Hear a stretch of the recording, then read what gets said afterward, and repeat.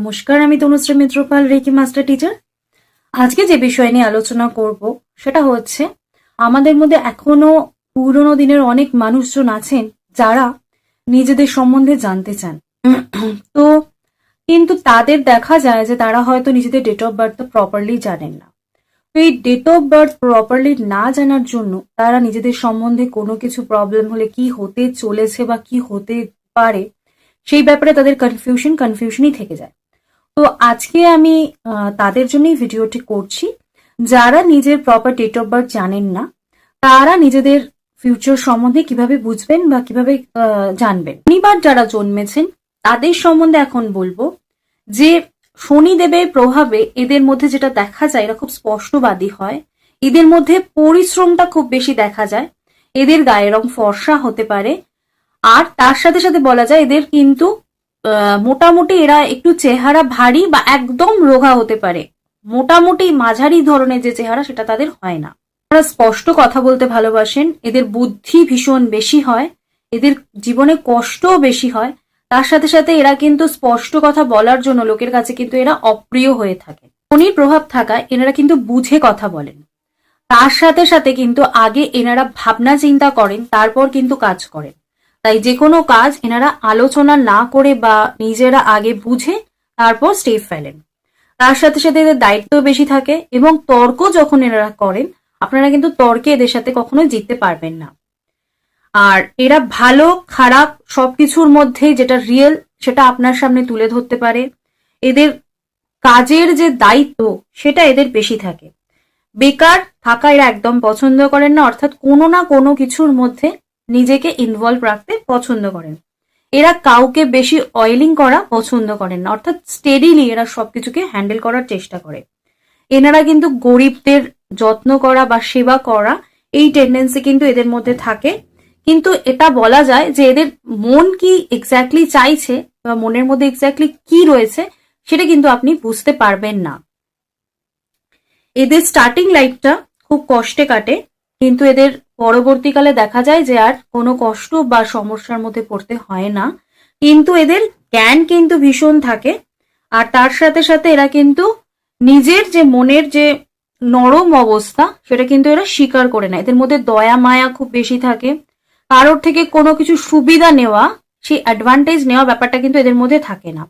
আর এদের মধ্যে দেখা যায় যে এদের মধ্যে ডিপ্রেশনের টেন্ডেন্সি খুব কম থাকে, অর্থাৎ এরা সবকিছু খুব প্র্যাকটিক্যালি হ্যান্ডেল করতে পারেন, খুব প্র্যাকটিক্যাল হয়, খুব স্ট্রং হয়, আর কাউকে এরা ভয় পায় না এবং কখনো এমন কিছু করে না যার জন্য এদেরকে কারোর কাছে হাত পাততে হয়।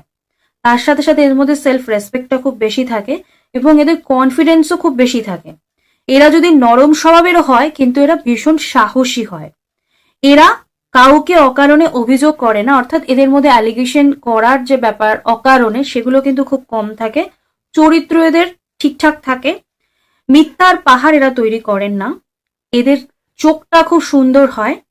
তার সাথে সাথে এরা কিন্তু খুব স্বাধীনভাবে কাজ করা বা স্বাধীনভাবে থাকা পছন্দ করেন। এরা যে কোনো মানুষকে যদি কথা দেয় সেই কথা এরা অলওয়েজ রাখার চেষ্টা করেন। বন্ধুর থেকে এরা প্রচুর আঘাত পায় এবং এদের জ্ঞান কিন্তু প্রচুর থাকে এবং শিক্ষাতে এদের বাধা থাকে। আর এরা কিন্তু মানুষের সাথে মেলামেশা করতে পছন্দ করে। 26 বছর বয়স অব্দি এদের কষ্ট একটা মোটামুটি প্রবলেম থাকে, কিন্তু পরবর্তীকালে সেই জিনিসটা আর এদের কখনো ভাবতে হয় না। আর সত্যি কথা বলতে ভালোবাসেন এবং এরা কাউকে কখনো আঘাত করেন না। আর আঘাত করেন কিভাবে? এরা কথা যদি সত্যি কথা বলেন, সেই কথা যখন কেউ শুনে চলেন সেই কথার মধ্যে আঘাত হতে পারে, সেটা সত্যি কথা সবার মেনে নেওয়ার ক্ষমতা নেই, কিন্তু অ্যাকচুয়ালি এরা কাউকে হার্ট করতে চায় না।